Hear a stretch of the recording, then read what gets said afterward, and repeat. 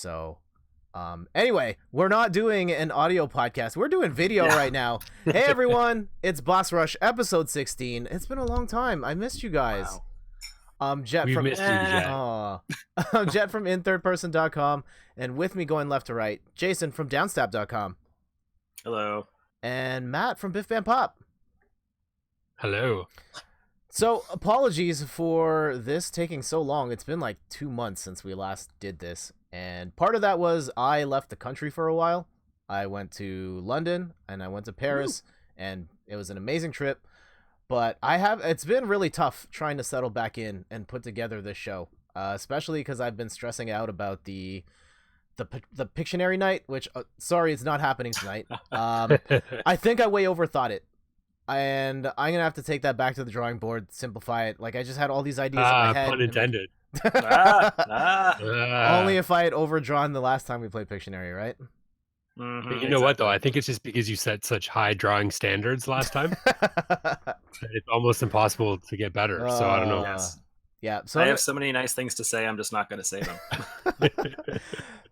So we're going to take Pictionary back to the drawing board for the time being. But in the meantime, we'll continue to do our standard Boss Rush format, which is still great. We have a lot of games to talk about, including Super Mario Maker 2, Dr. Mario World, Crash Team Racing, Dying Light, Moonlighter, and more. But for now, let's continue not talking about video games. Jason, what's going on with you? Oh man, I am so not prepared for this. So it's like really hot over here right now, so that kind of blows. But Okay. I don't know if we've spoken about this on the air yet, but the Boss Rush crew was talking about doing Dungeons and Dragons at some point. Yes. Spoilers or announcements. Whoa. So we actually started a separate game with some of my friends this past weekend. So that was kind of fun to get back into it again. Awesome. And this time I'm actually not DMing that. I'm a player. So it's fun to be on the other side. Nice. It's been a while since I've actually just played. So that's been kind of fun. I know we'll get to the video games later, but these past couple, it has been like 2 months. Yeah. Man, so I guess I did go home to Indiana for about 2 weeks. So we took a vacation there, and then worked a lot on Downstab. So you haven't been there for a while. Go check it out. Yeah. Was able to, it's somewhere over here. And was able to pretty much retire the Tumblr page that I had, because Tumblr is RIP pretty much. I know, but I found a really cool way to I found a really cool way to incorporate some of that arcade stuff back into Downstab, and that actually launched last week, and it's actually the article I'm working on right now. So that's been pretty cool. Set up a whole bunch of new stuff over there. Have a new Twitter. So that's the video game side. Actually, I also found I wrote about it too, a really, really sweet Craigslist find for Dreamcast and PlayStation 1 games. Oh my gosh, it was absolutely amazing. I mean, if you guys don't really collect games, you might not know, but there's always some games that are way more sought after, way more expensive, harder to find, yada, yada, yada. And so when I was maybe 12 or 13 years old, I ended up getting a Dreamcast for free from my brother, because at Toys R Us they were just going to throw it away. It was their display one. Okay. Wow. So he's like, oh, just take it. So I did, and ever since then I really liked the games for it, and I kind of thought, since it's ended its run so early, there's only like 160 some odd games, I should try to collect all of them. So, fast forward 10, 15 years, we're here now, and I had already reserved the fact that I would never get some of these high-end games because I would just never find them. But I found them, and I couldn't believe it. And then it was actually on my birthday when the guy said yes, and like we haggled for a really, really, really great price. So we ended up scoring like, I think 4 of like the top 10 like most expensive, most sought after games for that console. Wow. And I know, That's and awesome. like I had not bought Dreamcast games in a long time, and it was pretty cool to finally be able to get them. And it came with a console too, and controllers, and it came with 2 fight sticks. It was absolutely amazing deal. Wow. I know, I was so happy. So I actually, if you watch me on Twitch, I actually played Third Strike with it. So that was really fun to get back into. I did not see that stream. I should go back and watch it, but I did see, I think it was Laura posted an Instagram story of you playing Third Strike, and I said something like, tell Jason more Daigo Parry. I know, she did, and I think she saw it, and she's like, Jet says more Daigo Parry, and I was like, shut up, Jet. Yeah, you're right. Oh man, that game is still so amazing. But anyways, we're not I don't know if you talking about noticed. Street Fighter You right probably now. can't see it here. One of the new pictures to right here. That's a Third Strike picture. That's like the whole cast. It's hard to Nice. see, and I don't have my big camera set up. So That's okay. Actually, here, I'm- let me see if I blow up this. Can Whoa! you see it now? Oh, there it is. Oh yeah, Yeah. I can. Wow. Oh, Jett, look at that technical prowess. That's Yeah. amazing. Whoa! No, I like it. I like it a lot. Yeah, that's really cool. So that's kind of been where we've been, and then working, lots of birthdays, blah blah blah, same old life stuff. Okay. Matt, how about you? What's going on? Yeah, mine was not as interesting as Jason. So I cleaned out my garage, which was good. Okay. It's something that I had on my list of things to do. So I did that, and cleaned out my basement, which was another thing I had on my list of things to do. This is adulting, apparently. Nice. Yeah, but now it's good. I feel lighter. You know what I mean? You clean things up and you organize things, and it feels great. Yeah. So that's basically what I've been doing. Nice. I downloaded some stuff to facilitate streaming off my phone, and so a week or two ago I streamed Dr. Mario World. But one of the capabilities that comes with the software is being able to use it like a vlog cam, so I can like walk around my house and go get a glass of water and continue the stream like that. And I was like, yeah, I'm gonna set this up and I'm gonna have this on my stream, and then realize like, oh my god, that means I have to clean this basement. And it's like a not in judge. shape. Yeah, the big thing is I got studio lights from my cousin a couple of weeks ago, but they don't have stands, and one of them is broken, so you can't actually mount it. And so right now they are on 2 folding chairs with 3 moving boxes stacked, and I'd rather not show that to the world right now. But you look really well lit, Jett. Thank Yeah, you. you really do. Thank you. Yeah. But anyway, we should really talk about game stuff because it's been a really long time, and I've been playing a bunch of stuff, including this game right here. Oh, and I die right off the top. Oh wow, of the nice. clip, too. Oh, This is Super Mario Maker 2, on man. the Nintendo Switch. Did you guys play a lot of the first Super Mario Maker, if at all? I mean, I feel like I did for like a solid month, if that, and then was kind of just done. Yeah. Okay. I mean, it wasn't for lack of like interest. It was just I think I just moved on to something else. But it was such a cool concept. But that being said, I really don't like games where you make content. It's not really for me. Yeah, So I would really just be one that plays, and that's kind of only half the game.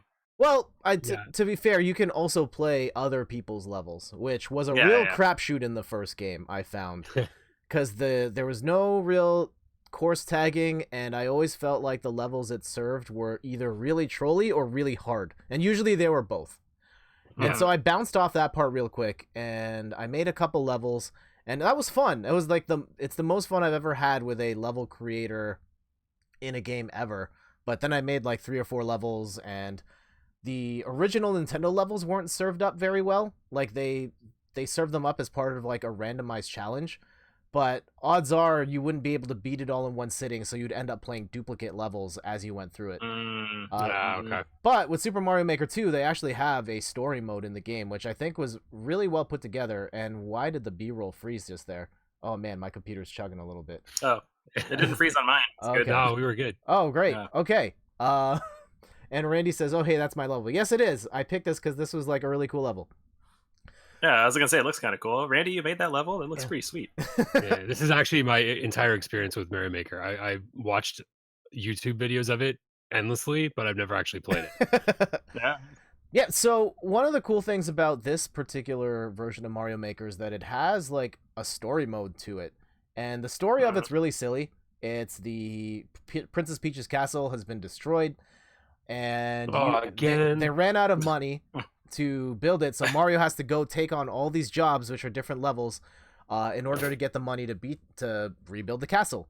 And That's all really of the cute. jobs are like they're served up the same way as Course World, where it would have a description and it has like a fake username, and they would write in like lead speed and stuff to make it sound like it was actually from a user.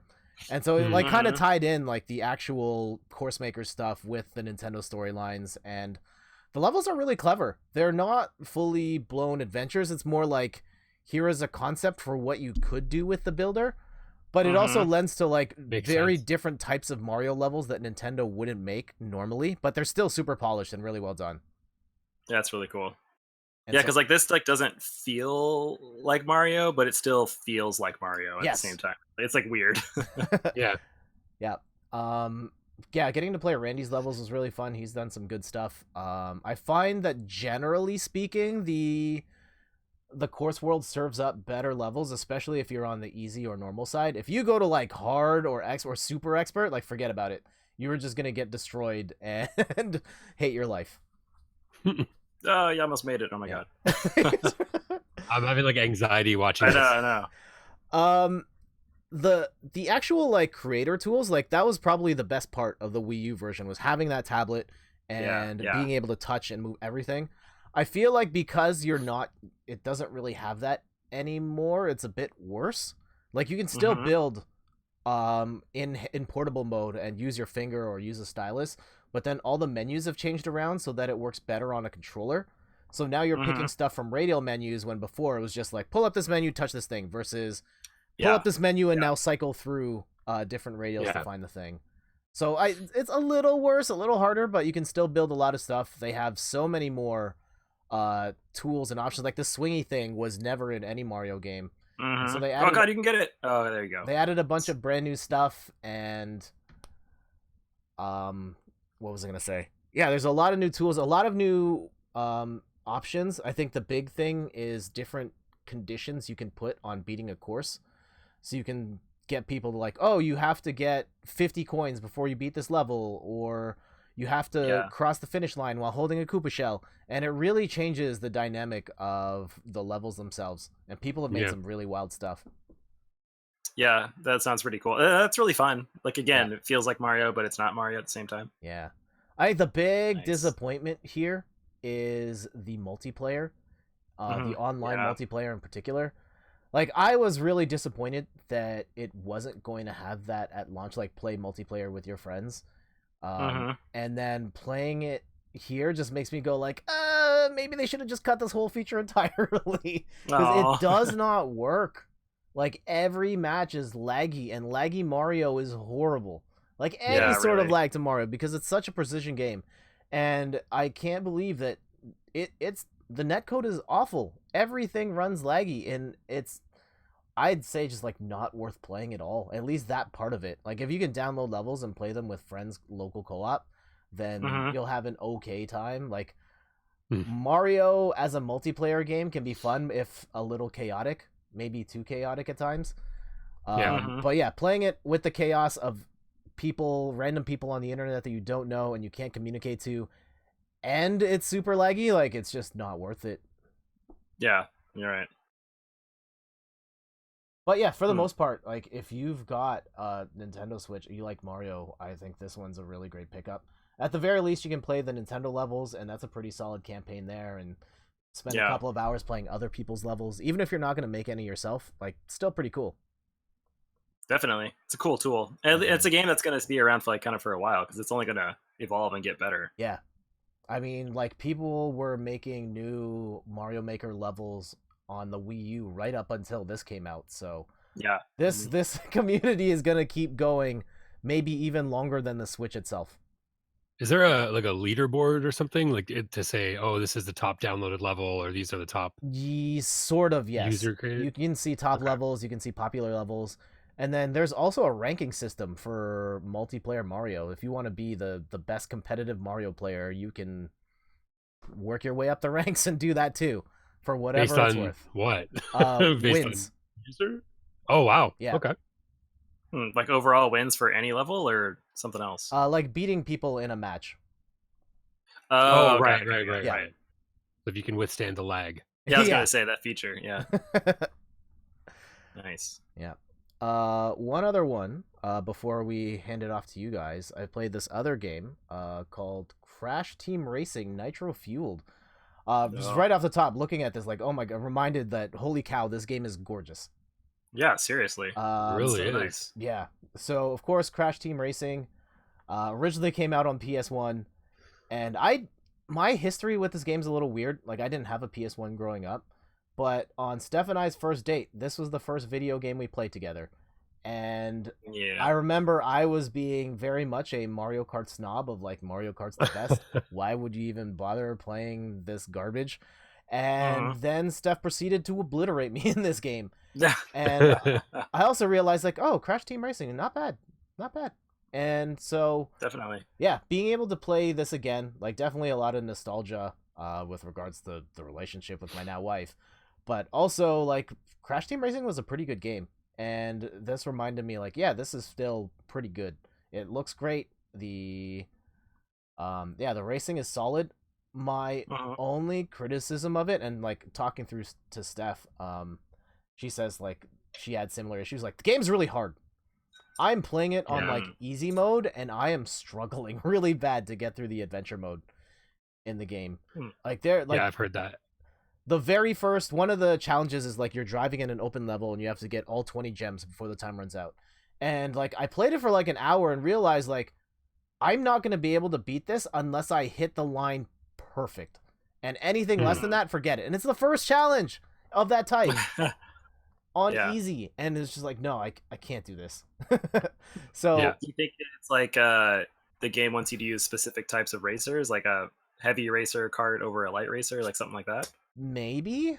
I didn't mess around with it that much to confirm that, hey, maybe picking a different driver would yield better results. But, like, it's Mhm. still, like, just the amount of wiggle room that it seemed to have was, like, insanely slim. Especially Yeah. on the lowest difficulty setting. Yeah. Yeah. Well, I've definitely wanted to get it. I was actually hoping to pick it up right after my birthday because like GameStop sends like, oh, it's your birthday, use a Mm. coupon. But it like just came out, so it wasn't used yet. Mm-hmm. So I didn't get it yet. But I also didn't know. Maybe you can confirm that Mhm. this game also includes all the levels from Crash Team Racing, like Crash Tag Team Racing, and the other kart game. They're all on there. So I've heard, like, I didn't play the other ones. I've heard this incorporates content from, like, some content from those other games as well. I don't know how much of it, but I've heard, like, other courses and stuff and characters are in here as well from other games in the series. Hello? Hey, Hey. I'll be right back. I'll be right back. Just Oh. go on without me. Give me like 2 minutes. Okay. Bye. It's probably too hot without the air conditioning. No worries. See, I'm probably not gonna beat Crash Team Racing. I'm definitely not gonna stream it. Like I had plans of streaming it, but I don't want you guys to see how bad I am. Oh, okay. So one particular difference between Crash Team Racing and Mario Kart that really bothers me about this game, and it's not to say that Crash Team Racing is bad. It's just different. Is Right. like when you power slide. So I got a controller here, right? When in Mario Kart, you hit the bumper and your car is like locked into that position. Right. Like, and then you slide.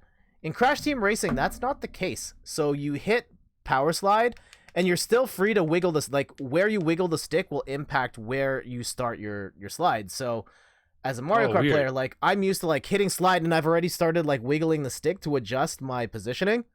Yeah. But you can like start like angle crash left, and then as soon as you hit the ground, skid right because you were like a little antsy on the stick. You have to keep it still until crash hits the Wow. ground. Wow. It's crazy that the level of difficulty in this game is what it is, considering it looks like it's marketed to the younger audience. Where like a kid's gonna pick this up, and I mean, you know, kids are probably better at games than I am nowadays, but you got to at least think that like somebody's gonna pick this up and go, man, I can't even play this. Yeah. I think a big part of it is trying to market to the people like my wife who grew up playing this game. Yeah. But still, like to your point, like it's a kart racing game. Kart racing games generally lend themselves well towards younger audience. Like this looks like Candyland right now, and it is Crash. He was like for everyone, and it's incredibly difficult. I find. Yeah, it's funny. You're not the first person I've heard that said that. A couple guys I know that play this have both said the same thing, that the difficulty level is crazy. It's like the easy is basically hard, and then it goes up from there. Yeah. Yeah, I don't know. Wonder where. I'm not a big kart racer guy, to be honest. Okay. So, That's fair. But what are you a fan of, Matt? Or at zombies. least here we go. Yeah, zombies. Okay. Yeah. So I picked this game up. I was just gonna mess around with it for a bit. I heard good things about it. So I started playing Dying Light, and it's pretty good. It's pretty much exactly what I thought it was going to be honest. So I'm about, I don't know, 10, maybe 10, 12 hours into it. All right. From everything I've heard though, you can put 30 plus hours into this thing and only have like a 60% completion rate. Oh, okay. So yeah, it's pretty big. The map's huge. It's a fun game. It's basically like you can see all this kind of stuff. It's basically zombie parkour, All right. which is pretty cool. Yeah. You can create your own weapons. You can, basically kill things any way you want to kill them. There's like light traps and different things you can set up, and but basically the parkour is the killer part because you can just run around, jump on everything, and traverse basically any way you want to do it. So, and then they've got this day and night cycle that comes. So the zombies are pretty dormant during the day, but then as soon as night hits, you get all these like enhanced super zombies that come out and try and kill you. So basically, you can either stay in and do all your stuff that you need to do and then sleep and then start the morning again, or you can go out and there's actually achievements and you gain levels and stuff for surviving out at night. So yeah, it's pretty cool. I've been having fun with it. How, like, is this from the same company that made what was that zombie game, Zombie Island or whatever? Oh, Dead Island. Dead Island, yeah. I think it is, yeah. Oh, yeah, there, see, there you go. the original Timing. Dead Island, okay. Yeah, and I played that as well, and I like that one. Yeah, So yeah, I mean, this is a tangent about Dead Island. I know a lot of people were upset that the game that Dead Island was really nothing like the trailer advertised. Yeah, you didn't play it in reverse. Yeah, you didn't play it in reverse. In slow motion. The trailer was like super dramatic and emotional. And Dead Island was just like, it's a first person, like, sort of Borderlands-ish game with zombies in it, and the tone of it's completely different from what's in the trailer. I thought it was still pretty good though. I enjoyed it. I think it was like Dead Island 2 is a disaster, but the first one wasn't a disaster. Yeah. Well, Dead Island, I don't know if I played. Did Dead Island 2 come out? Dead Island Riptide is bad. Yeah, Riptide came out. Yeah, Riptide's awful. Like, I would give Dead Island like a 7 out of 10. And I know I could see it bottoming out at like a 6 out of 10. And that's still okay. Yeah, I agree. I think 7 is fair. I think I'd probably give it a 6. Yeah. It just wasn't that great for me. For the same reasons you said. I felt kind of, bait and switch kind of happened. Yeah. So yeah, that's what I'm playing. Yeah, this one looks, I mean, can you compare and contrast how this plays relative to Dead Island? Oh man, I played Dead Island so long ago. I can tell you there's a lot more to do in this game than there was in Dead Island. Do your weapons like break and have durability and stuff? Oh, okay. Yeah, they do, and they actually break really quickly in the beginning part of the game. I'm having flashbacks to my Zelda Breath of the Wild review that I did on here a while ago. But yeah, no. So, but I mean, again, it's like anything. The further you get in the game, the better your weapons get, the more durable they get. You can then upgrade your stats to kind of make them more durable, so they don't break down as fast. And then you can kind of make your own stuff. So you find these inanimate objects throughout the world, and then you can find, like blades, for instance, and then tape, and then a pipe, and then you can make like a pipe blade or whatever, and put it all together, and then just start going killing things with that. So yeah, it's cool. It's a lot of stuff to do. Way bigger than Dead Island for sure. And more zombies. Like you get onto a street and there's like 30, 40, 50 sometimes on the street. Wow. Nice. So Dying Light is like Dead Island meets Dead Rising. Yeah. Or Mirror's pretty Edge. much. And with Mirror's Edge elements, yeah. The parkour aspect of it for sure. Huh. Cool. Do you find that you get motion sick at all from all the parkour stuff? Not really. I think I could see why you would think that because of the first person aspect of it, but no, it's pretty good. Okay. One thing I'll find though is in some of the cutscenes, you can kind of see it here, is you do a lot of like these sort of exposition, like turnaround things where you turn around and see something, you turn around and see something else, and I find those kind of jarring sometimes because the camera's whipping around in a bunch of different ways. But yeah, I mean, on the whole, it's pretty, it's not really noticeable in terms of getting sick or anything like that. Okay. Would you play it in VR if there was a VR? I mean, I would, yeah, for sure. Some of the things that have happened so far, there's some jump scares and things that come out at you, which would be interesting in VR. I'd love to Yeah. kind of watch somebody else play it, knowing that it's coming. They can suffer. I'll stay home. Yeah, exactly. Oh man. I think watching people play VR is arguably more fun than playing VR based on my Agreed. experiences. Like I've Yes. seen people like I remember my very first VR experience was years ago. We were in Montreal and we were at this like video game exhibit at a museum, and like the very last thing they had was VR. Like here's the hot new thing. It was the first generation Oculus Rift, and they had that demo with the roller coaster. And Yeah. so it's the very first thing, and it's just like they set you up on this like just like dining chair, and you put the goggles on, and the woman in front of me was just so freaked out by it, she like fell off the chair. Awesome. And of course, you didn't laugh, right, Jack? Yeah, I did not at all. No. Yeah. Hmm. It was cool though. Yeah, VR. It's VR, great. that's a thing. Yeah. Jason, now that you're back, what are you playing? Yes. Well, I have a couple games that I was playing, but two I wanted to highlight. So we'll start off with the PS4 game that I'm always late to the party for, but I started playing SpiderMan. Okay, Love it. that's a thing. Maybe you guys heard of it. It's a Yeah. thing. Game of the year. So, yes, quick tangent. Whenever I think of new games that I've been playing, and they're like late, that's like last year's game, I think I keep thinking of John saying, "Had I played it, it would have been great." I just keep thinking of this, like, oh, now I can finally say I played it, and it is pretty great. So Yeah. I think you guys have both played and possibly beat Spider-Man. Yes. Yeah. Yeah. Nice. I could see wanting to platinum it myself too. It doesn't seem like it's going to be that hard of a platinum, to be honest. It's not a hard platinum. Okay, great, good to know.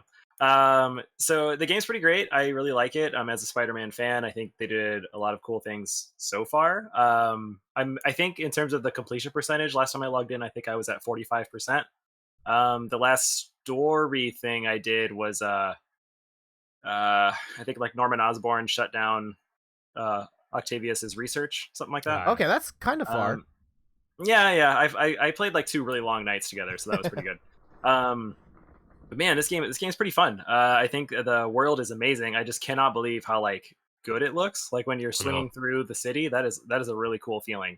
And I remember really enjoying Spider-Man 2 on the PS2 doing that, and to a lesser degree, Spider-Man on the PS1 and the N64. It just got better and better each time you played it, and it's really cool. And doing exactly what you just did now, like just running, jumping, and starting to go, is really cool. And like the game processes everything really fast, and it's really, really, really neat. And there's almost zero draw distance, right? So you see everything all the time. Yeah. I remember one day I was just like, I'm gonna go climb that building, and I went up there, and then I got like an achievement. So I was like, oh great. But Jason. He was thinking too hard. The too classic hard, he Jason froze. freeze. you guys still see me? Oh, I can hear you. We can hear you, but your video has frozen. Well, until he gets it sorted out. I have to agree with him though. Like the city's huge and it looks so good. That was one of the things. I mean, the trifecta really is kind of like the way the game looks is incredible. The combat is unreal. It's so smooth and yeah, like you just love fighting, and the story's awesome. Oh, it's a fantastic story. This particular incarnation of Spider-Man is great. Yeah, It's like that, like back to the roots, like funny and inappropriate and just great. One of my favorite things to do was like Spider-Man doesn't kill, but there's this one attack where he like flips around and like swings and throws people downwards. Yeah. And I would do that off the edge of buildings and thinking like, oh, they're so dead, and then finding out after that they somehow still stuck to the side of the building afterwards. Yeah, they get webbed to the building. Yeah, just video game magic. Also, Jason's like hella frozen right now. He's basically a mascot now. Yeah. Where is we're gonna hide that for now until he comes back. Fair enough. This was an amazing game, and is this gonna he's like off the call completely, and it changed up your camera too, Jason. Okay, zoom me in, I'm so close. All right, let me try and call Jason back in. Tell me a story in the meantime. Anything. Well, he was talking about it. Anything at all. Anything at all. I'm going to go back to the platinum here. All right. So he's talking about it being an easy platinum. It's it's pretty easy. I mean, you can get the platinum in SpiderMan in like under, I don't know, 15 hours, 20 hours maybe. I think the hardest parts are going to be the challenges for sure. Hello. So, hey, there he is. I can hear him. There There he he is. is. That was so weird. I don't know why, but like the internet and like it was weird. Okay. Okay. Anyways, are we still talking about Spider-Man? Matt was We talking are. about platinuming Spider-Man. Nice. I haven't platinumed it, but I think I'm like 80 something percent. It's challenges that I have left. Yeah. I have to I have to get gold in all the challenges, and I just don't have the time to keep trying those things. So Yeah, I could see that too. I haven't played for a couple days, mainly because of kind of what you said. I was getting a little burnt out of doing stuff, and like I just kind of wanted a little break. yeah, But it's really fun. I don't know if you got everywhere where I was saying, but web slinging is really cool, and it's really, really fun. Mm-hmm. So, yeah, okay, great. I also really want to give props to the story for starting out Peter Parker like as like in college. I think that was a really good choice. It makes the game, I don't know, just feel better. And I haven't really done a lot of it yet, but I kind of forgot that you could spend points to get like new abilities and gear and stuff like that. and the new suits. So I'm really excited about getting more suits. I think that's really fun, and some of them look like legit. Excuse me. I kind of spoiled some of them earlier since the game's been out for like a year, so I know what most of them already are, and like I really want to get those. So I don't know. We'll see. Yeah. I'll let you guys know as the game goes on. All right, great. Yeah, Punk Spider-Man was my go-to.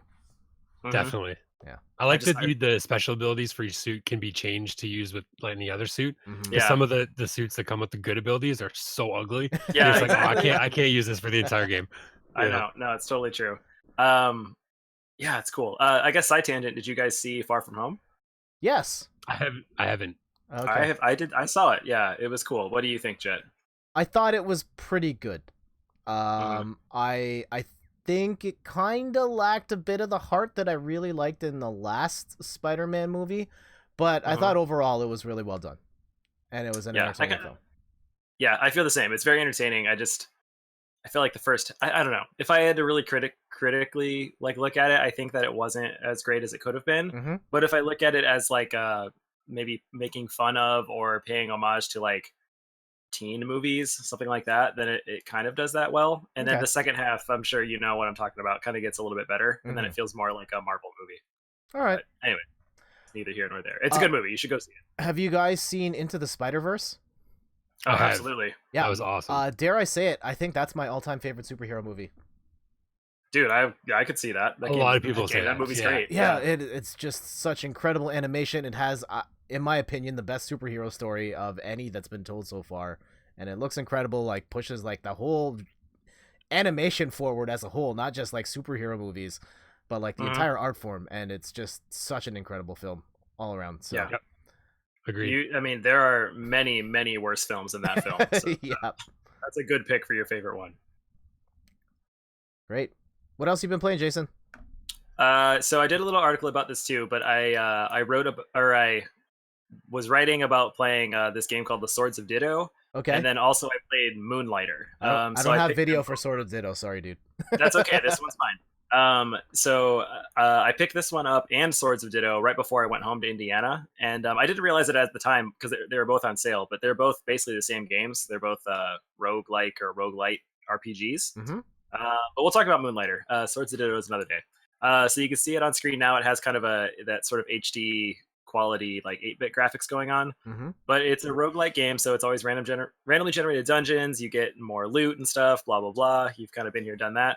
But the bigger selling point for this game is that you run the shop called Moonlighter. And so you go into the dungeon like you are now, and then you collect materials like you just got out of those pots in that monster.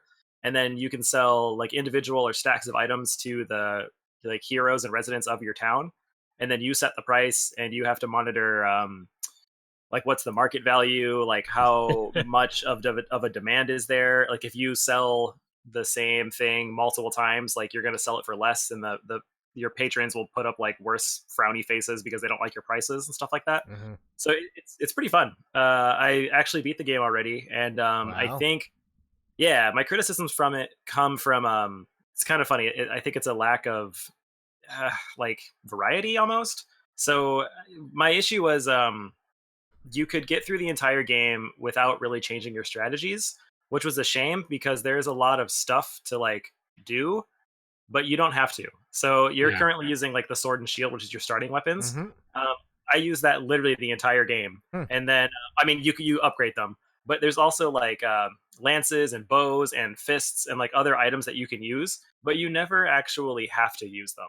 And so that was kind of frustrating to me. Like, yeah, I'm sure that there's enemies that would be better or easier to kill with the lance, Mhm. but I could just sword and shield them and like brute force my way through each level. Yeah. And so that kind of stinks, but it's not bad. Like I still enjoyed it. The other main issue that I had, and we were talking about this before we went live, is that the game not lags. The game glitches sometimes. Mhm. So I had experienced a few like what would you call them, cosmetic glitches, where like things would be highlighted in my inventory like it's going to be destroyed, but there was nothing in inventory to necessitate that. Okay. So Yeah. it wasn't bad, but Laura ran into glitches because she beat it too, where like she would move a stack of like 10 of something into her inventory at home where you are right now, and then it would move the stack over, but then it would just be one. Like she would lose the other 9 Oh, items. that sucks. Oh. Yeah, and so and when she said that, I was like, that's probably happening to me too. And then sure enough, I went back and looked, and like, yep, there were sometimes I'd move stacks of stuff, and then I would just have one. Oh. Oh wow. And I think we also read that it was almost exclusive to the Switch version. So that's what I played it on. Yeah, But, I don't remember yeah. that, but I played it on PS4. Mm. So Yeah. Anyways, outside of that, I think the game is still pretty fun. So if you like that type of game, I know Matt was talking about Dead Cells. I mean, this is similar, I guess, in execution. Or I had the most liking to Rogue Legacy, which I really, really liked. So if you played that game, I would say this Yeah. game is kind of more of the same. But it's I also would got like a Binding of Isaac kind of thing. yeah, going on yeah, as well. definitely. Binding of Isaac, I think, was like the first one to really do it. Yeah. So I think comparing it to that is a little harsh because I think Binding of Isaac was pretty great, and this game Yeah, is for sure. that, I just mean that the great. aesthetic. The aesthetic. Yes, yeah, definitely. But I mean, for a game that's on sale and a game you can take anywhere, obviously I loved it. I played the whole time I was there. It's pretty fun. I hope that if they do make a sequel, because that would be really, really cool, Mhm. they implement more stuff, because like those weapons, I mean, they function very differently, and so having that sort of there, but then enemies that don't change, they like change, like they'll get reskinned or they'll look different, but they kind of attack the same way. Yeah. It's a bit of a letdown.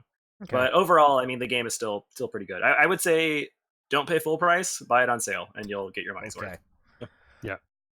I picked this up. Yeah, it was on sale, and like Matt had recommended it like almost a year ago on a previous Yeah. episode of Boss Rush. Oh yeah, it's old.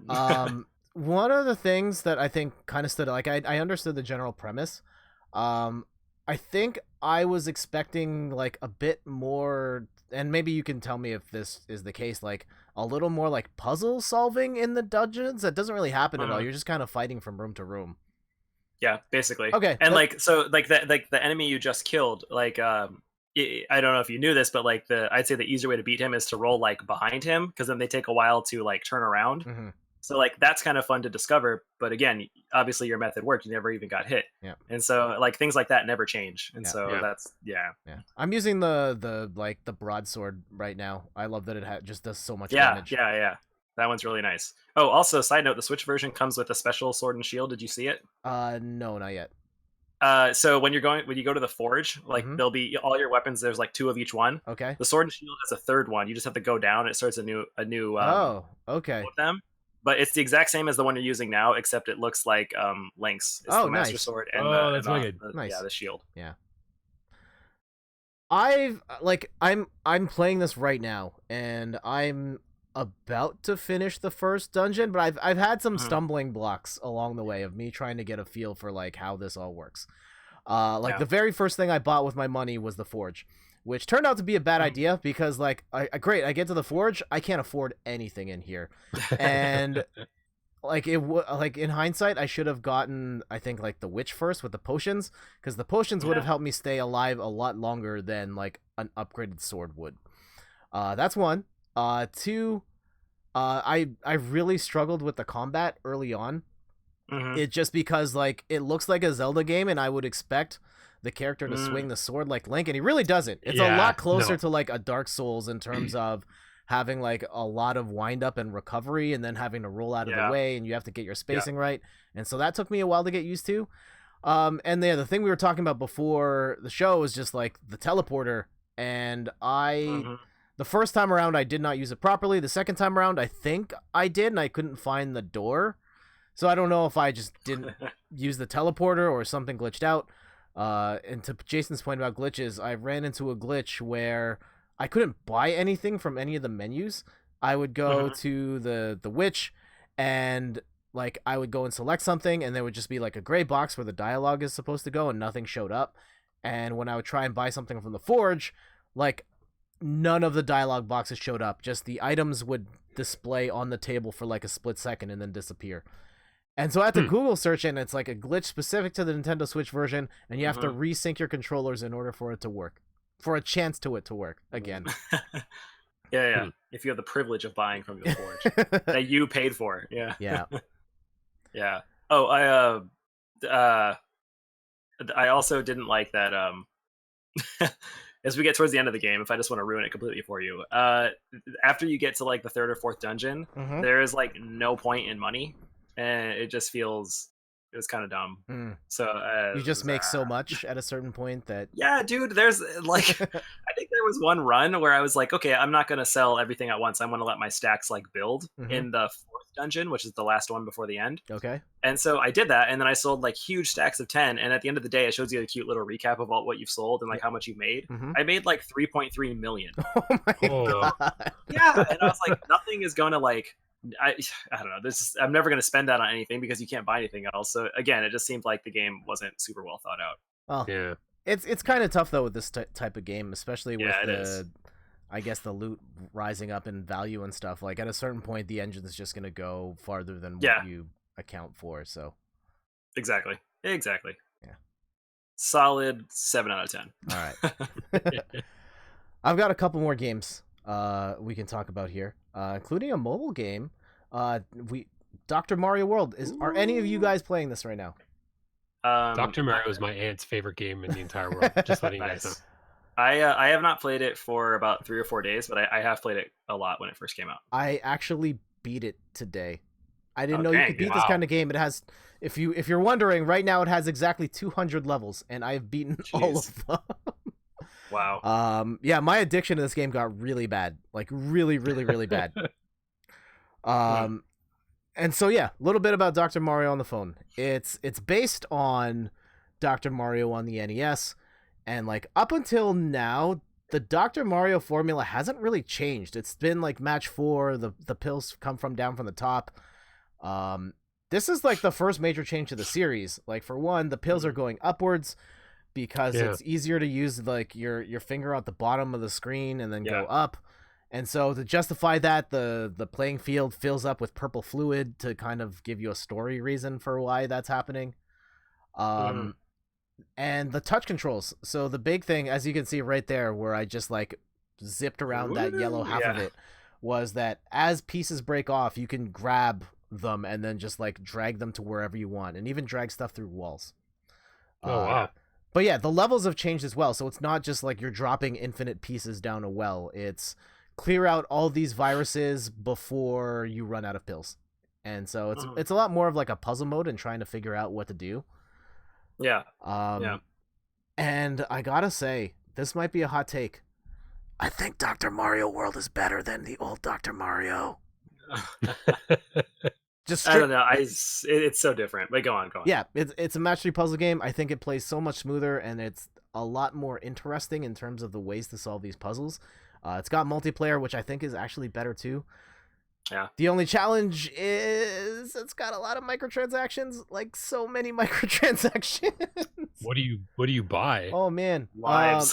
What you can buy? So I mean, yeah, lives obviously, but you have a certain amount of hearts, which you have to spend 1 to play a level, and you get 5 by default. And if you beat a level, you get a heart back, so you can keep going. But if you lose a heart, like you'd fail a level, then that costs you a heart, and it takes a half hour to recharge. And if you burn through all 5 hearts, then you're gonna have to wait a couple of hours to refuel all of them, or wait half an hour for one of them to refuel. So how many mortgages did you take out on your house? Oh, that's not even the worst of it. So you can buy, their diamonds are the in-game currency, which you can use to buy unlimited time. So you can buy like an hour of unlimited plays. You can buy extra items. So, it's now multiplayer. But you can buy items that are like, hey, if you buy this, you will automatically fill up your super meter. So super meter is like a new thing here. I'm playing as Peach, as you can see, and every different doctor has their own abilities. They have special moves. They have assistants. So you can buy like power-ups to use in the levels. You can buy extra pills. You can buy score multipliers to get you more stars, which make you more in-game currency, like actual coins. If you lose a level, the screen pops up that says, hey, do you want to like another shot at it? And you can like spend money to get extra pills to try and beat the level actually, or you can just restart the whole thing again. And the final level in each world is insanely hard, like almost impossible to beat without using items or like spending money. So that part felt kind of gross. That's not good. The game also has a loot box system in it. Like the single player is with your in-game money, you can roll a loot box to get different doctors and different assistants. And if you get duplicates, you get like a level 2 or level like a higher level version of that character whose super meter runs faster, or you get like better benefits from it. And then in the multiplayer, after you get 7 wins, you unlock a loot box, which then you can get items to use in the single player game. Okay. Yeah. So it is a incredibly mobile, free-to-play mobile game in terms of its business model, but I think the gameplay is stellar. So you kind of got to pick your poison on that. Yeah, I thought it was pretty great, and this is the first time playing a mobile game where I really enjoyed playing the multiplayer part of it. Oh, the multiplayer but I think it was so because good. of but I think it was because at the very beginning, like if you have any kind of skill with a puzzle game, you'll just wreck the kids that are like playing it. Yeah. And so I was playing, I'm like, yeah, this is great. And then eventually I got to some competitive ones, and I was like, okay, now it's like super competitive, and it was pretty fun. Yeah, and I like the multiplayer matches go really fast. Yeah, maybe like a minute. Yeah. And Who's your favorite doctor so far? I only have access to 3 doctors right now, so my main is Dr. Peach, and my second, and like her ability is she clears like 1 random column of viruses. Yeah. And then I also use, as my backup, I use Wendy, one of the Koopa kids. What does Wendy do? She clears out 10 like brick blocks from the board. Like the Mario bricks, or like the junk that aren't viruses? What do you mean the Mario bricks? So like okay. You know, like in Mario, you like jump up and hit the brick, and like a thing might pop out. There's that brick, or do you mean like your junk the like pills that you don't need? Like, what does she clear out? Oh, she clears out the Mario bricks. Oh, cool. Got it. Legit. Well, I mean, Nintendo's only going to add more characters to this game as time goes on, I'm sure. So I already saw like an in-game ad. They're adding another world soon, so I think I can take a break for now. Thank goodness. I've been playing way too much Dr. Mario. Give it a few months, they'll add more levels, and you can play again. Yeah. Going the complete opposite direction. We're going old school here. I bought the Contra Anniversary Collection on the Nintendo Switch, and it technically has 10 games, but it's not really 10 games. For example, you get the US version of Contra 1, but then you also get the Japanese version of Contra 1, which came out afterwards, which actually has like cutscenes in it. And so like there's a whole story to Contra that the US version doesn't explain that the Japanese version has. And it's got better graphics. Like in the Japanese version, I should have took a clip from the Japanese version. The palm trees actually wave back and forth, and there's like little touches like that where they make it better. The problem is the Japanese version does not have the Konami code in it, so you're beating it in 3 lives or not. So it's unplayable. Yes, it is. Man, the Japanese are so hardcore. Yeah. I know, well, right? actually, about that, Contra Hardcore is in the game as well. And a lot of this compilation gives you like North American, Japanese, and European versions, except for Contra Hardcore, which is just the North American version. And in the Japanese version of Hardcore, your character has like a 3-hit health bar, and you can get a code for 70 lives. But in the North American version, your character is a 1-hit kill, and there's no extra life code. Wow. Hardcore, and so man, like I can't hardcore. get halfway through the first level in that game. Yeah. I don't understand how anyone beats that game. No one's beaten that game. Yep. It's still unbeaten. And also, I think there's some emulation issues on that one and the arcade version of Contra. Like, I was playing the Sega like Contra Hardcore, and I was like, this is moving abnormally fast. Like, I've never played the Contra Hardcore on the Genesis, but I was like, this looks weird. And I was playing it on stream and asking people who've played the Genesis version, like, does this look right? And they're like, no, this looks like it's going kind of fast. I'm like, okay, that's odd. Interesting. And then we had the opposite problem on Contra Arcade. The Switch version like suffers from tremendous lag. It's almost unplayable, which is weird. It's the oldest game in the compilation. It's the one that runs the worst. That's really weird. But there are some incredible games on here. NES Contra works great. Contra 3, the Alien Wars is fantastic. The Game Boy one surprisingly good. Oh yeah, I didn't play that one. Yeah, it's solid. There's some really good features, like quality of life stuff. You can turn on auto fire if you want, like turbo. Thank God, because smashing the fire button over, it's horrible. So I can just hold the button down and shoot, and you can toggle it on and off on the fly, which is great as well. I mean, I've played hardcore. I've played Contra, but I just don't like those games. I think they're just, I don't know, difficult for the sake of being difficult, maybe kind of like Dark Souls, and it's just not for me. Man, I mean, like, I have a very strong nostalgia for these games. Like, Contra is one of the very first games I ever played, and one of the first games I ever beat as well as a little kid. Like, get that 30 life code on and use the continues to get through. Yeah. And yeah, I beat this game like every year, and so to have this now on a modern platform, I don't have to hook up an NES, is really great, because this game hasn't been on any sort of digital download service since that became a thing. We got Super C a bunch, but yeah, regular Contra has never made it. And I've heard some stories on why regular Contra never got released on the Wii Virtual Console. I've heard it was a clerical error when Konami was in the process of like vetting games for Virtual Console.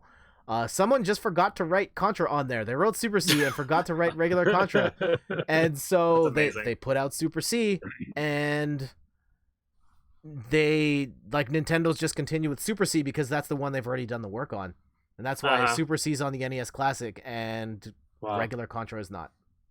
That's kind of funny. Wow, someone probably got fired.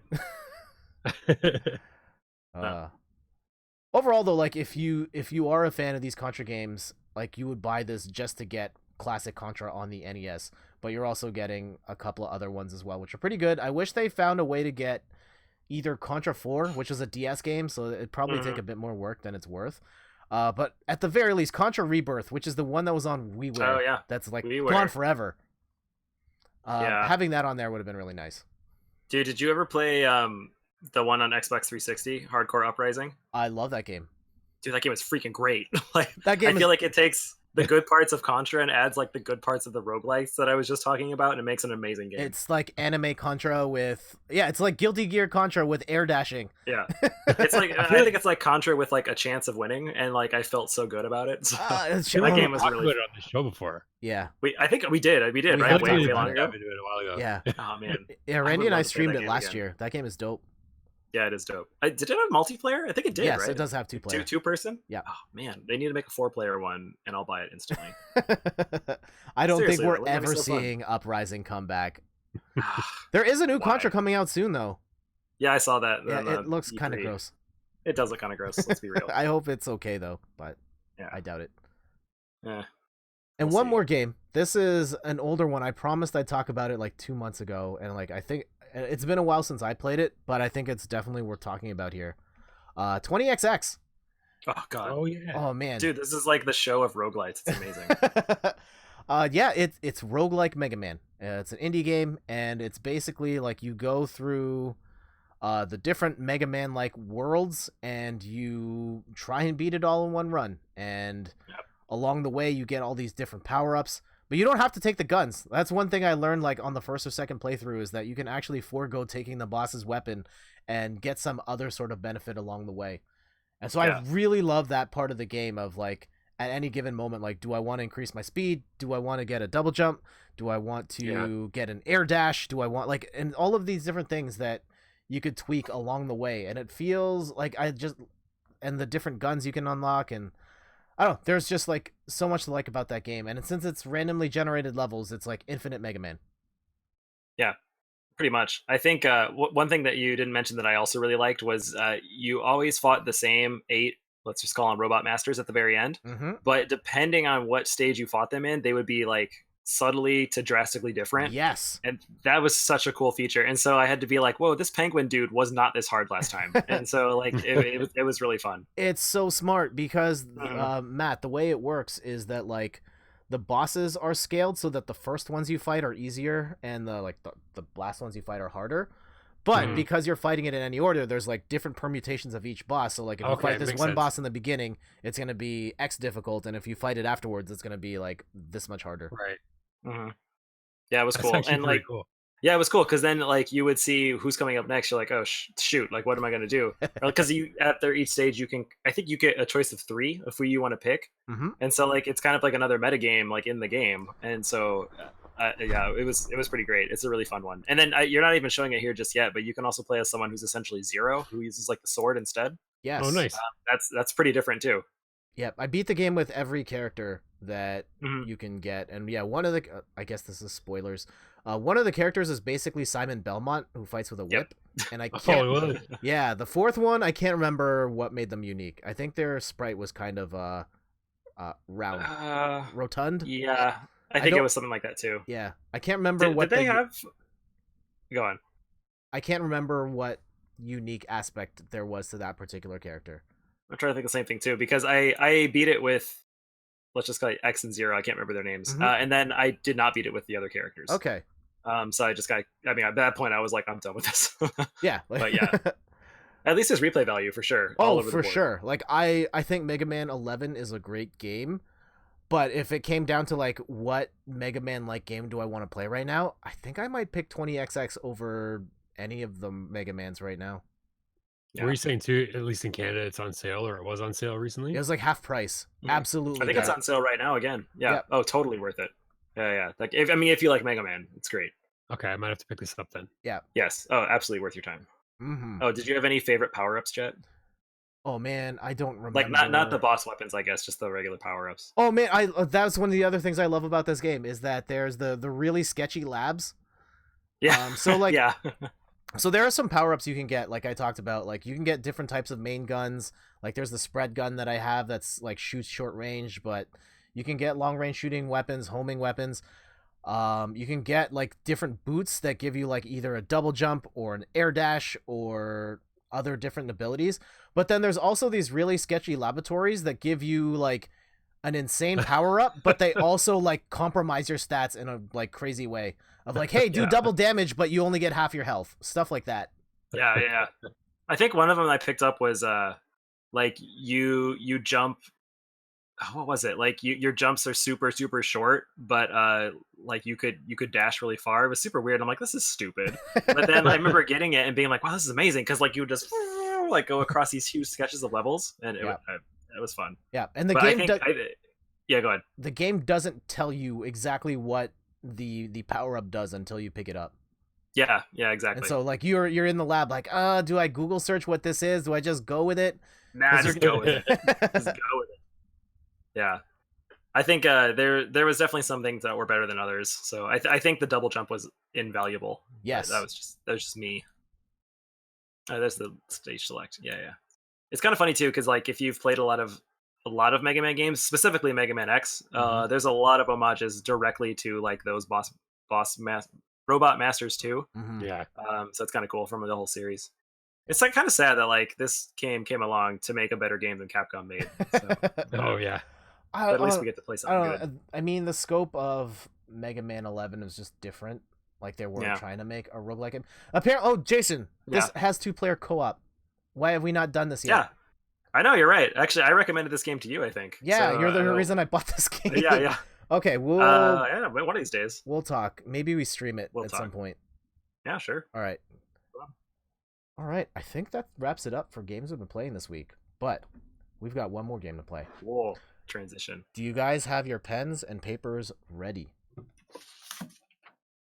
Okay, great. You are not going to have to show it on the screen. Let me just make sure. Why is the...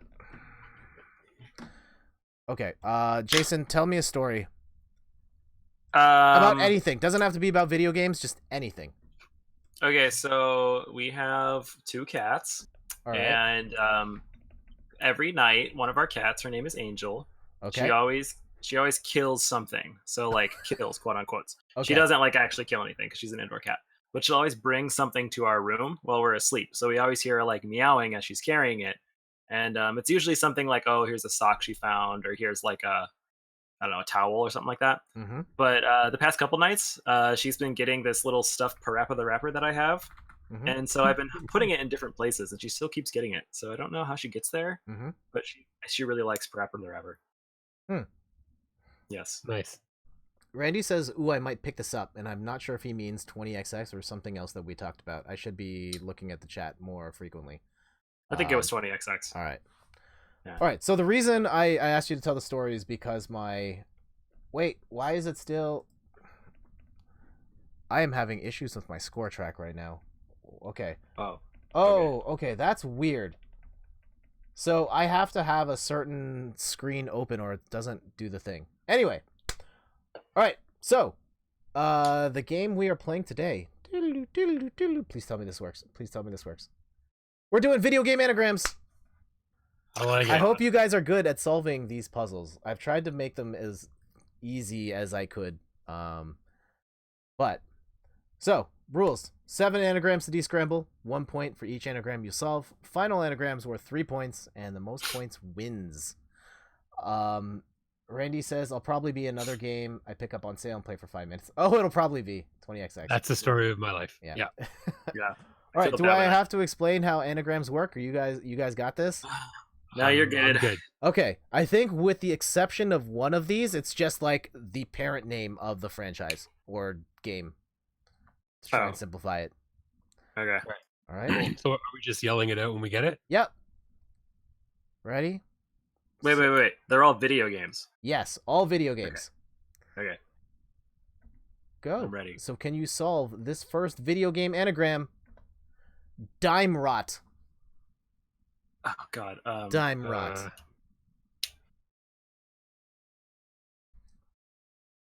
Metroid. Got it.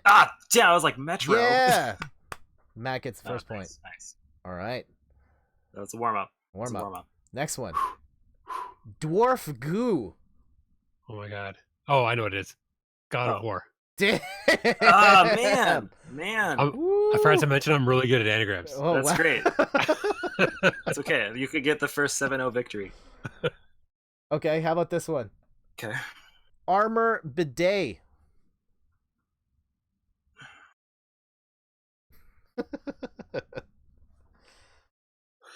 I'm just laughing at armor bidet.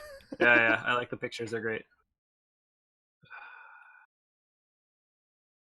It took a while to actually find that picture.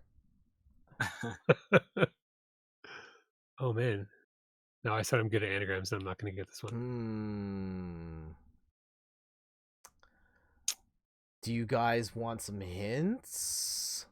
Not yet. Okay, let me know when you're both in consensus. I'll drop some hints.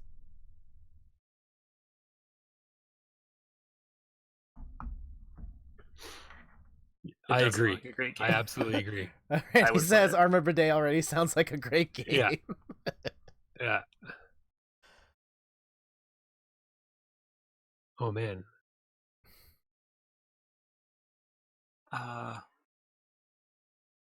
Dude, I'm not sure. Okay, let's go with hint number How about, one. yeah, hit Okay. one. Female protagonist. Tomb Raider. Yeah, there it is. That's a tough anagram. I think I was so enthralled with armor bidet. yeah. I'm like, why do they make these? What are they made of? I don't know. Have you guys ever used a bidet? Yes. Oh, I have not. I have not. Tell me more.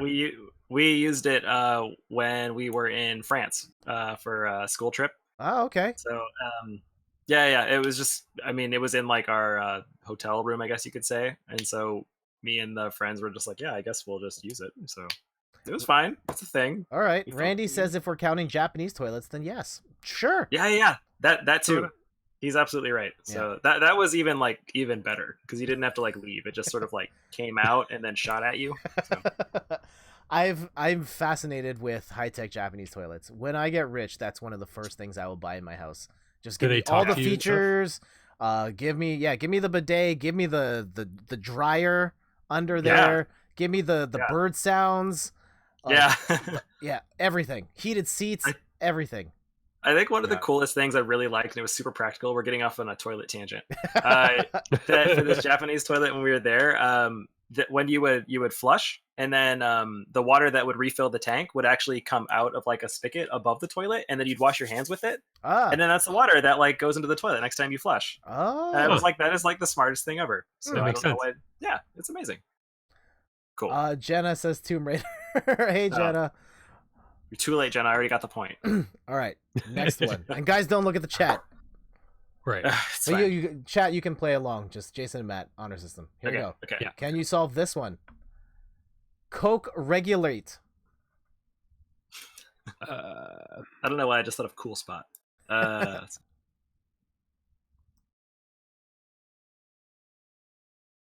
Oh man, I don't actually remember which one this was.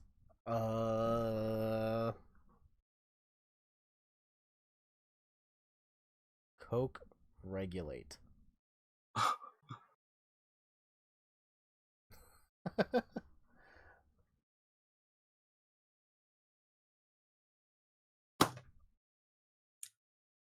do. Oh, I know it. Okay. Do you guys want a hint? No, not yet. Okay.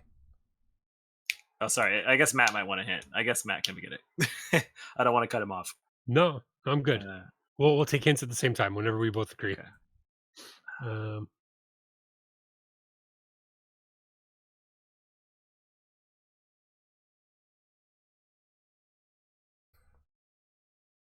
Man, I think I just thought I was good at them because they were easier at the beginning.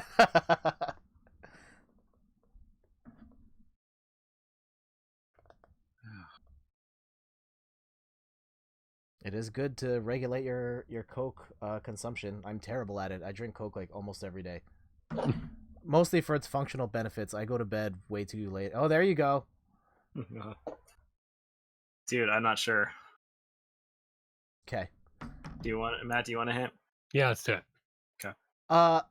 Fantastical sport. Oh, it's Rocket League. Oh, I was just gonna say it. There it is. Yep. Oh, yay. 2-2. All right, we're 2-2. 3 more rounds. Let's go. Anybody's game. But can you figure out what I want to get Natalia Sniff is supposed to be? Wow, Natalia. Final Fantasy. Ah, Correct. dang it. I was like, there's a Y in it. Damn. What's it going to be? Good Although stuff. Natalia Sniff. Yes. I'm on board. All right. Second last one. Jason, you're still in this. I gotcha. Congo poem. Pokemon Go. Whoa! You got it. Is it? Pokemon yeah, Go. buddy. Damn. Oh, man, This is final round. I had the P sound, like I was like, and you was like, "Whoa." Final round. All the marbles going in Or 3 points. for the title, the vacated title. Yes. Who's gonna get it? Last one. Register theft.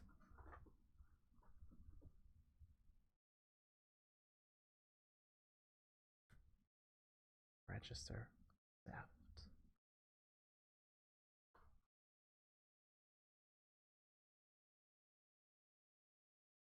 Man, you can hear a pin drop on this stream right now. I know. Brain's working overtime here.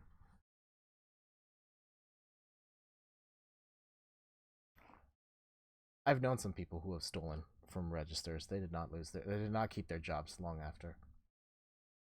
Don't do it. It's bad. Stealing money's bad.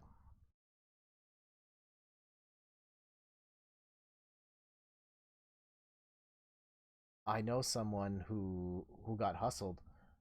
Register theft is the low stakes version of Grand Theft Auto. Yeah.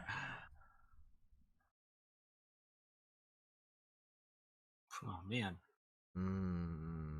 Let me know when you want a hint. Not yet. All right. Street Fighter. Oh, Whoa! There it is. Yeah! Street Fighter. Woo! Congratulations, Jason. Nice, Jay. You there you go. are the new Yeah, bring it Boss back. Rush. Oh, jeez, I Bring it dragged the back. wrong thing. The new Boss Rush champion of the universe. Want to Oh, go no. right- Oh, it's behind. Right on, Wait, right it's on my behind forehead. the thing. Oh, no. Where is the source of the belt? Oh, there it is. Okay, hold on. We'll bring it up. Wait, I thought I'd bring it up. Where did it go? There. Okay, hold on. This would be really cool if I was There it like, is. I have it. And There you go. Congratulations, Jason. Yay. Well played. Just Nice for job. funsies, I have a tiebreaker, but Okay, Jason let's already do it. won. Here, one more, just for fun. All right. Assuming, here, traveled Cool ways. spot. Oh no. Traveled ways.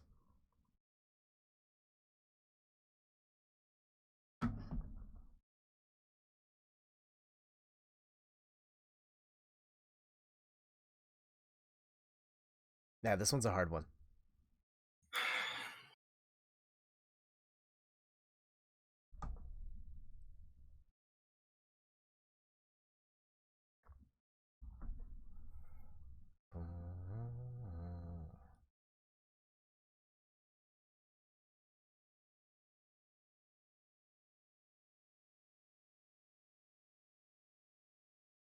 I feel like it's on the tip of my tongue. I'm trying to look at that V and W and be like, how can we use those?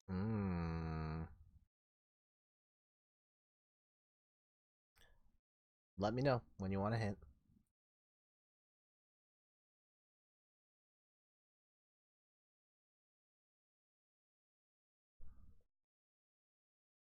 And for the record, I'm terrible at anagrams. I would have gotten 0 points in this competition. I thought I was okay at them. Apparently not. Huh.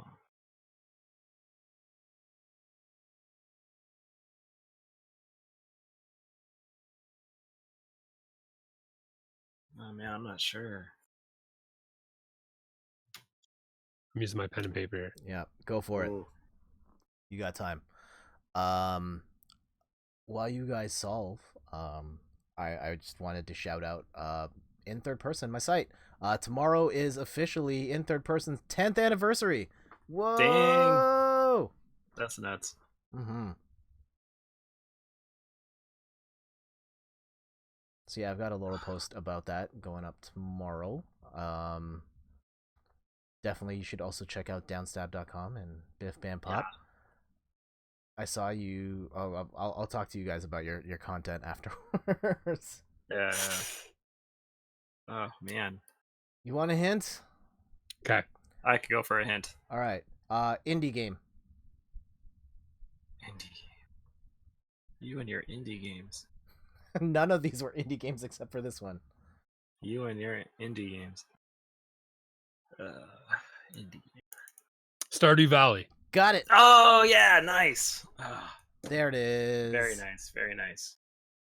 See, like we split it. We each got 4. It's great. Sure. Which also is kind of like traveled ways, if you think about it. That's true. Yeah. Very true. You do a lot of traveling and walking. Nice. That was All fun. right.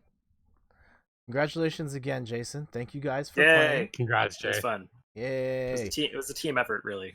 It just says lack of vowels. Lack Yeah, of that's- Thank you guys for coming back to the show. It's been a couple months, and thank you for everybody that tuned in. Hopefully we get back on the wagon here, doing these a little more frequently. I think the next sort of boss rush adjacent thing is that we want to start doing some D&D stuff. So Yeah. I think maybe Definitely. we'll do like one regular episode of Boss Rush after this, and then we'll start talking about D&D. And like I don't know how to, Sure. I think it's John and I don't know how to play. You and Matt do. Yeah. So yeah, you guys will run sort of a tutorial on like how to play, and Sure. I will start to figure out the logistics of how to set up the stream so that we can do D&D. Really excited to get to that. I think it'd be a lot of fun. Chris and Rachel are totally on board. Like they're learning D&D as well. And so yeah, being able to play that with all you guys over stream would be fantastic.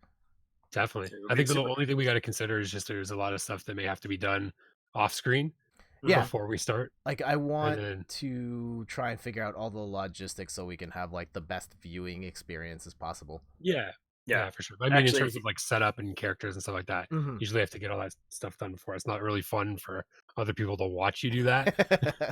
So Yeah, you start that's true. getting into the story. Sorry, Jay, I cut you off. What were you saying? No, it's all good. When we were in Indiana, one of my friends we met up is actually also into D&D, and he gave me some tips on how to do the online stream because Oh, nice. So I'll get with you off screen and we'll discuss that. Oh, I think I want to do at least like one stream of us hashing this out. Also, for anyone else that's interested in learning how to play D&D or stream D&D, that you can help out in that front. One question for you, Jet. Uh-huh. Can I dress up as my character for the stream? Sure, that would be amazing. It's actually required. Okay, deal. All right, before we go, any sort of plugs, shout outs, Jason? I know you've got like a beautiful redesign on Downstab. It's not beautiful yet. I'm working on it. But Yeah, I thank you. I redid a lot of stuff. So at the beginning of the show, I was talking about the new arcade stuff. So I'm incorporating that into Downstab. So the last one we did was about really quick thing about the Castlevania arcade game, which exists if you didn't know that. So I was able to play it when we were in Indiana. That was great. And then I have another one coming up pretty soon about another unreleased game that was actually at this arcade we went to. So that's cool. So I won't tell you what it is. You'll have to stay tuned, and you'll have to find out later. All right. I like it. And you, Matt? I'm boring this next couple weeks for sure. I don't have anything coming up, but I'm sure there'll be something happening. We'll let you guys know. I saw a couple of weeks ago you posted something on Biff Bam Pop that I hadn't seen. It's the one after the baseball thing. I hadn't had a chance to read it yet. Well, what was it? It was. I don't think it was game related. Was it? I think it was because I had him. Man, what game was it? There's too many games. This is literally like the worst era. Go to Biff Bam Pop. Online. Go look under Maddie Lang. You know what? I'm gonna do it. You guys just hold on one second. Yeah, that's fine. I did forget to mention that this weekend is the California Extreme Arcade Convention again. Ah, yes. So I'll be going to that with all the arcade games. Nice. I might try to throw up some stuff, probably on Instagram. So we'll look for that too. Yeah. I will probably be at Con Bravo this weekend, which is sort of like an independent geek con with a bunch of like YouTubers and stuff. Nice. Out in Hamilton. And I have no idea. I will post a bunch of pictures from that. It's for the best that you don't know what Hamilton is. Fair. We affectionately refer to it as the Hammer. The Hammer. The Hammer. Oh, Take man. from that what you will. Horrible football team. My buddy is the biggest Ticats fan ever. Oh, that's unfortunate. Yeah. And I'm also just a de facto Ticats fan because he's a Ticats fan. Okay. And I just said, I literally threw the gauntlet out. I said, whoever buys me a jersey first is the team that I will support in the CFL. And he brought me a Ticats jersey the next time he came down. So I said, okay, well, it looks like I'm a diehard Ticats fan now. Oh, the Hamilton Tiger Cats. Yeah. Huh. Oh, by the way, Jet, Trover saves the universe. Trover okay, there it is. Yes. That was it. And for the record, it was fantastic. Okay. Just go. Great. Nice. Hamilton, just for the record, Jason, has a lot of one-way streets. There is a waterfall there, which is kind of cool. Mm-hmm. I visited the reptile farm that happened to be there, and it's like they save a lot of reptiles from like people who bought like alligators and stuff, and were like, oh, this thing got really big and it doesn't fit in my bathtub anymore. I don't know what to do. My terrarium isn't holding my alligator anymore. Yeah. I didn't know he'd get that big. Yeah. Said So, Florida they're man. a home for stuff like Florida that. man. But yeah, Hamilton's fine. It's kind of like Reptilia, but for wayward animals. Yeah.